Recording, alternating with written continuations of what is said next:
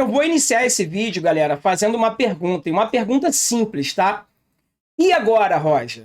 E agora? O que você vai fazer para tirar o Fluminense dessa situação?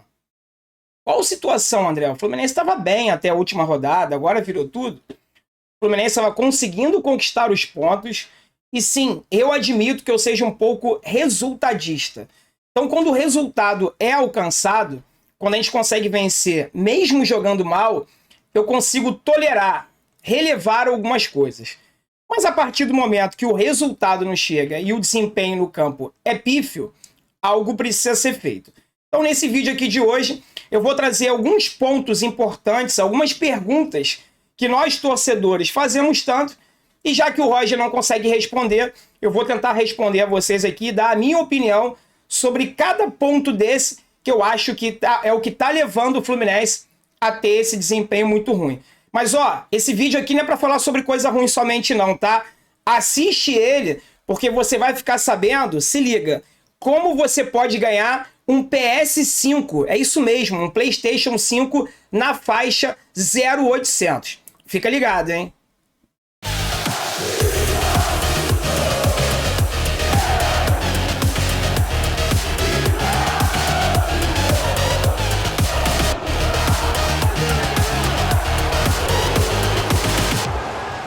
É isso aí, galera. Vamos chegando. Muito prazer para você que tá aqui, viu? De cara, eu já peço para você deixar seu like, né? Eu não tenho culpa, eu sei que a ressaca moral hoje é grande, mas o seu like ajuda muito eu continuar aqui meu trabalho. Para você que tá aqui pela primeira vez, eu peço para você se inscreva no canal, dá essa força pra gente, é de graça, não custa nada. Você pode também, além de se inscrever, ativar todas as notificações para não perder nenhum conteúdo do Fluminense. E é claro, eu esqueci de me apresentar, né? Meu nome é André Luiz, aqui é o canal Sentimento Tricolor, a casa do torcedor do Fluminense e também de torcedores que simpatizam com o Tricolor das Laranjeiras, tá legal? Então todos vocês sejam muito bem-vindos. Bom, vamos falar de coisa boa porque eu estava ansioso para trazer essa notícia para vocês. O melhor aplicativo de futebol do mundo, que é o OneFootball, que é o patrocinador aqui do canal, está realizando um concurso que vai premiar um torcedor com um PS5, galera. Um PS5 de graça para você na faixa. Você deve estar se perguntando assim, André, como é que eu faço? O que eu preciso fazer? Seguinte, o concurso, o ganhador do concurso vai ser a melhor resposta para a seguinte pergunta. Quem vai ganhar a Copa América e por quê? Simples, né?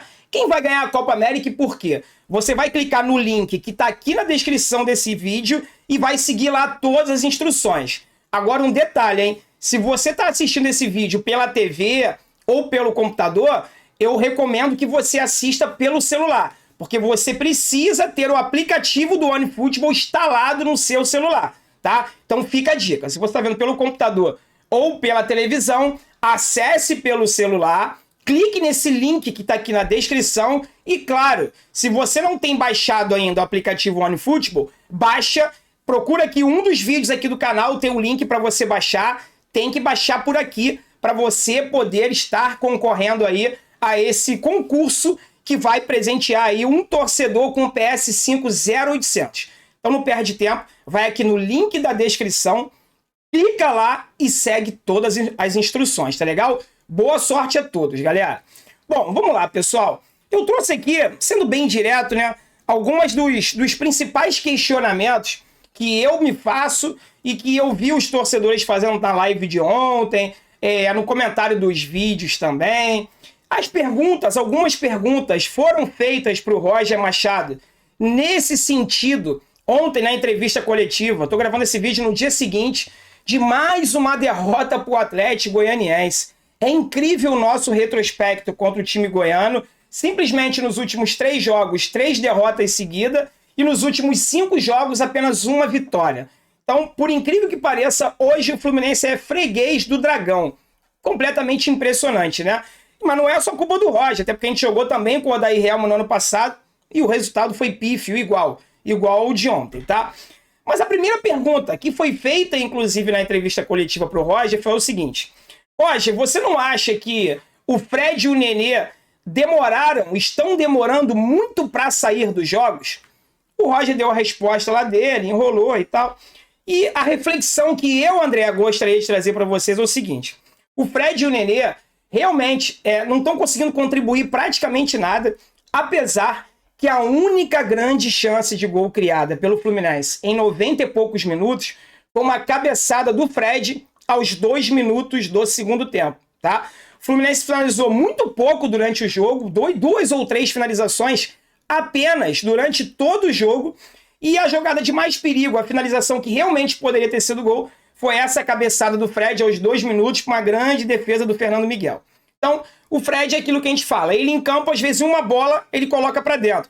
É a tal da eficiência, né? Na qual o Roger estava se apegando, Fluminense jogando mal, tomando sufoco de todo mundo no Maracanã. Mas como a gente estava conseguindo o resultado, conseguindo a vitória, às vezes um empate heróico no final do jogo, foi o caso contra o Red Bull Bragantino, o Roger ia lá e falava, não, o jogo estava sob controle, o Fluminense é um time muito eficiente, e o que importa é a bola na rede, né? Ele sempre usa essa justificativa que não importa a posse de bola, e sim quantas bolas na rede ou quantas finalizações você consegue fazer mesmo tendo menos posse de bola. Essa muleta aí o Roger já não tem mais, tá? Porque o time do Fluminense não tá conseguindo mais ser eficiente. E eu já tinha levantado essa bola aqui para vocês, né? A gente vai ficar dependendo da eficiência, times campeões de tudo, para não dizer outra coisa, né? Da P toda, time campeão da P toda, você sabe o que é, que eu não posso falar aqui, palavrão desnecessário, conseguem às vezes uma eficiência. Tem time, galera, que é campeão sim jogando de forma reativa. Não é pecado nenhum, tá? Mas aí são times de extrema qualidade, com jogadores de alta categoria, que sim, quando tem 2, 3 chances de gols, conseguem converter e acaba vencendo mesmo jogando de forma reativa. Nós não temos isso, tá? Nós não temos jogadores de muita qualidade técnica que conseguem ser eficientes todos os jogos de um campeonato, ou pelo menos na maioria deles. O Fred e o Nenê saíram aos 30 minutos do segundo tempo. O jogo estava 0-0. O Fluminense sofreu gol aos 35 minutos do segundo tempo. Ah, André, você quer dizer o que então? Que o Fluminense tomou o gol porque o Fred e o Nenê saíram? O que eu quero dizer é o seguinte, a minha forma de ver a demora na mexida do Roger para tirar o Fred e o Nenê, que são jogadores que estão produzindo muito pouco dentro de campo, é que toda vez que o Roger mexe na equipe, e ele mexe sempre com o objetivo de melhorar, de corrigir o que ele enxerga que está errado, a equipe do Fluminense declina, ela piora. Reparem, galera, eu não estou falando do jogo de ontem não, tá? Volto a dizer, dificilmente vocês vão me ver fazendo uma avaliação, uma crítica a um jogador ou ao treinador baseado em um jogo. Porque tem uma série de fatores que podem interferir naquele resultado, na performance da equipe naquele dia. Então, dificilmente vocês vão me ver criticando, pedindo a cabeça de alguém avaliado em um jogo. Não, eu faço sempre um recorte aí de no mínimo 5 jogos, tá? E se a gente reparar na performance do Fluminense nos últimos 5 jogos, todas as vezes que ele mexeu, sem exceção, 3, 4, 5 jogadores no segundo tempo, a performance da equipe cai, e mesmo quando a gente conseguiu vencer os jogos, a gente terminou tomando sufoco. Então talvez seja essa a melhor explicação para o Fred e o Nenê ficarem o máximo de tempo em campo. Porque o próprio Roger sabe que quando ele tira os dois e coloca faz as substituições lá que ele julga melhor, a performance da equipe, ao invés de melhorar ou no mínimo se manter, não, ela cai sempre. Só que não tem como ele manter eles, os dois, principalmente o Fred, durante os 90 minutos. Senão ele vai terminar o jogo andando, não tem condição mais. O Nenê ainda corre, ainda se movimenta, é muito bem fisicamente falando, tá? Até poderia ficar. Mas toda vez que ele tira o Nenê, coloca o Ganso e o Casares, o time piora. Nos últimos 4 ou 5 jogos, o Abel Hernandes tem entrado, também não tem conseguido fazer nada. Mas a culpa não é do Abel Hernandes, a culpa não é do... Quando entra lá... O Luiz Henrique é um caso à parte, tá? Quando entra o Kaique... Porque os jogadores de frente estão muito prejudicados devido ao sistema tático que o Roger monta para essa equipe. Então, na minha opinião, a melhor resposta que eu, André, encontro, não estou falando que seja verdade, tá? Para demora nas substituições do Fred e do Nenê, seja porque ele sabe que toda vez que ele botar alguém no lugar desses dois caras, a equipe, ao invés de melhorar, corrigir os erros, ela vai piorar. Mas ele tenta assim mesmo, porque ele é teimoso. Eu acho que ele não tem convicção no que ele está fazendo, e acontece isso que a gente tem visto aí nos últimos jogos. Ele colocou também, quase que a caneta cai aqui, né? A caneta já estava voando. Vamos lá. Ele colocou o... Foi uma fatalidade, né? O Calegari começou jogando, se parece que sentiu algo no primeiro tempo, no intervalo, entrou o Samuel Xavier e por uma fatalidade o Samuel Xavier também sentiu a lesão, tá? A lesão que ele já vinha se recuperando na semana passada.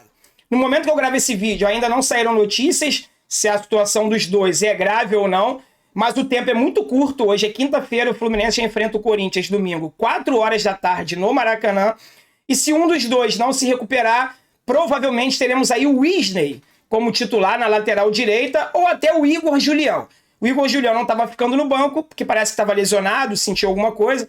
Também não sei se ele já se recuperou, mas é torcer muito para o Carregara ou Samuel. Samuel Xavier eu acho mais difícil, tá? Já que ele vinha de uma lesão, voltou a sentir a mesma lesão. E eu não concordo, respeito, mas não concordo. A galera que fala assim, o Roger errou porque forçou o Samuel Xavier. Não forçou nada, ele já vinha treinando há 4, 5 dias, normalmente nos treinos e não sentia nada. Então, tinha sim que ir pro jogo, tá? Ele até preservou o Samuel Xavier, digamos assim, colocando o Calegari de titular. Então, eu não vejo, nesse caso específico, eu não vejo um problema para o Roger, tá? E aí, o que o Roger faz? Aí sim eu vejo um problema. Ele me tira o Iago Felipe do meio, que a gente já não estava com uma consistência boa no meio de campo. O Atlético Goianiense já era melhor nesse momento do jogo, já tinha 2 bolas na trave, então assim, não dá para dizer que a substituição dele foi o que desmontou uma equipe que estava bem, mas a gente já não tinha muita consistência. Ele me tira o Iago Felipe, me coloca, tira que eu digo, desloca o Iago Felipe para a lateral direita e coloca o André no lugar do lesionado Samuel Xavier. A partir do momento que ele fez isso, o André entrou frio num jogo que estava quente, de alta intensidade, a gente já não tinha muita consistência no meio campo, acabou de afundar mais ainda, o Fluminense perdeu total o controle da bola e acabou sofrendo gol. Vamos lá. Contratação de lateral. Vejo muita gente batendo nessa tecla. Ontem na live eu até falei, né? Que a gente ontem falando mal do Egídio. Eu falei, galera, é impressionante como até quando o cara não joga, tem algumas pessoas que pegam no pé do Egídio. E o mais impressionante ainda é falar mal do Egídio depois de ter assistido por 90 minutos o Danilo Barcelos em campo, tá? É impressionante como o Egídio sim tem as suas deficiências e não são técnicas, tá? É cabeça, parece que em alguns momentos do jogo ele fica no mundo da lua, ele se desconcentra e acaba fazendo as lambanças dele. Mas a gente sabe que na maior parte do jogo, o Egídio é minimamente um cara consistente. Não é à toa que todos os jogos aí tem nota 7, 7,5, 7,2, 6,9. É regular. Só que um jogo ou outro, quase sempre, ele tem sempre que fazer 1 a 2 lambanças. E a gente acaba se pegando aquilo para criticá-lo. Mas quando você vê Danilo Barcelos dentro de campo, pelo amor de Deus, né? O Egídio passa a ser titular absoluto dessa equipe. E foi perguntado para o Roger sobre o GFT, sobre a contratação de um lateral esquerdo. Se nessas 2, 3 contratações aí que o Mário prometeu, prometeu não, né? Falou que ia fazer, se estava nos planos um lateral esquerdo. Me assustou muito quando o Roger falou que ainda não foi definido quais serão as posições, que eles estão avaliando várias situações diferentes. Hoje, agora, faltam 19 dias para nossa estreia nas oitavas. Nossa estreia não, para a gente jogar o primeiro jogo contra o Cerro Porteño, válido pelas oitavas de final da Libertadores. A diretoria do Fluminense vai esperar mais o quê? Vai fazer que nem fez para nossa estreia na Libertadores? Contratar na véspera? O Bobadilla não pode nem ser regularizado no dia, teve que entrar numa pré-lista para ser regularizado 3 dias depois, de tão em cima que estava. É isso? Vai esperar as boas opções do mercado serem contratadas pelos outros clubes, aí os refugos que ficarem aí, vai lá e pega. É isso? Porque não tem justificativa. Faltam 19 dias e, segundo o treinador Roger Machado, ele falou que o Fluminense ainda está avaliando e não decidiu. O que é certo é que não vai contratar para a lateral esquerda, tá? Ele citou lá que tem o Egídio, o Danilo Barcelos e também o Jefté. Só que ele não vai lançar mais um jovem para poder queimá-lo com pressa e tudo mais. Ou seja, deixou muito claro aquilo que eu já venho falando para vocês há muito tempo. Jefté não faz parte dos planos do Roger, tá? Só será relacionado o dia que o Egídio ou o Danilo Barcelos tomar um vermelho, tomar uma suspensão por 3º cartão amarelo, se machucar, talvez ele relacione o Jefté pro banco de reserva para compor elenco, mas talvez. Até isso eu acho difícil, tá? Eu acho mais fácil ele improvisar um volante, Martinelli, o próprio Iago na esquerda, do que colocar o Jefté agora. Essa é a minha visão sobre esse problema. Mas também não acho que a pouca grana que o Fluminense tem tenha que ser investido na lateral esquerda, tá, galera? Sendo muito sincero com vocês. Eu acho que hoje nós temos outras necessidades para contratar mais importantes do que a lateral esquerda. Volto a dizer, o Egídio, sendo regular, ele tampa aquele buraco ali pelo menos até o final do ano. Variação tática, foi perguntado isso para o Roger na coletiva. E ele falou que sem treinar, ele não vê um outro esquema tático sendo a solução dos problemas do Fluminense, tá? Então deixou claro que não vai variar nada. O que ele acha o que ele falou que tem que ser feito é melhorar aquilo que o Fluminense já tem de bom. Nós temos que aperfeiçoar os nossos pontos fortes e não criar um novo sistema ou uma nova forma de jogar. Ou seja, vai continuar jogando da mesma forma. O que o André faria? Ok, é 4-3-3? Lembrando que o esquema do Odair e do Marcão, que levou um elenco mais fraco do que o atual à Libertadores da América desse ano, era o mesmo. O Fluminense também jogava no 4-3-3, um tripé no meio com 2 volantes, um meia, 2 pontas abertos e um atacante. E lembrando que o ponta pela esquerda era o Luca. Tá? Hoje nós temos ali o Gabriel Teixeira. Por que funcionava com o Luca e não está funcionando com o Gabriel Teixeira hoje, se a diferença técnica é abissal de um para outro? Única e simplesmente porque com o Marcão, principalmente, os pontas não retornavam tanto para a marcação. Eles voltavam sim, faziam aquele primeiro combate ofensivo, aquela primeira linha de 4, marcando, mas dificilmente vocês via esses dois jogadores, os pontas, no caso o Kaique, né? E o Kaique não jogava no passado. Ficava variando ali entre Luiz Henrique e outros jogadores. Dificilmente vocês viam ele recuando tanto até a nossa intermediária. Com o Odair recuava, né? Teve um jogo que o Wellington Silva cometeu um pênalti contra o Internacional lá no Beira-Rio, porque era ele o responsável por marcar dentro da área. O Gabriel Teixeira salvou um gol claro contra o Santos, um carrinho que ele deu no Pará, não no Pará, na bola, né? Seria um gol claro do Santos. Não sei se o Pará chutasse na estratosfera, mas o Pará estava de cara no gol. Quem veio dar o carrinho na grande área foi o Gabriel Teixeira. Isso com o Marcão não acontecia. Os pontas voltavam pouco, voltavam até a nossa linha intermediária. Então, quando o Fluminense retomava a bola, tinha uma transição muito rápida, porque esses caras tinham menos campo para poder percorrer. Além disso, já que o Nenê tem sido um cara muito pouco, ele ajuda muito pouco efetivo dentro de campo, sim, eu testaria o meio-campo do Fluminense com 3 volantes. Você vai falar assim, porra, o André pirou. Não pirei não, tá? É Martinelli e o André. Já que o André entrou muito bem, Martinelli e o André mais presos e soltaria o Iago para fazer esse papel de meia, tá? E o Iago poderia até alternar com o próprio Martinelli, que também tem qualidade para chegar à frente. Para usar um jogador de 39 anos que não cria nada, coloca um garoto ali, o próprio Martinelli, o André, junto com o Iago, que tem muito mais vitalidade, talvez tenha menos qualidade do que o Nenê na posse de bola, mas essa qualidade do Nenê já não consegue mais nos ajudar dentro de campo.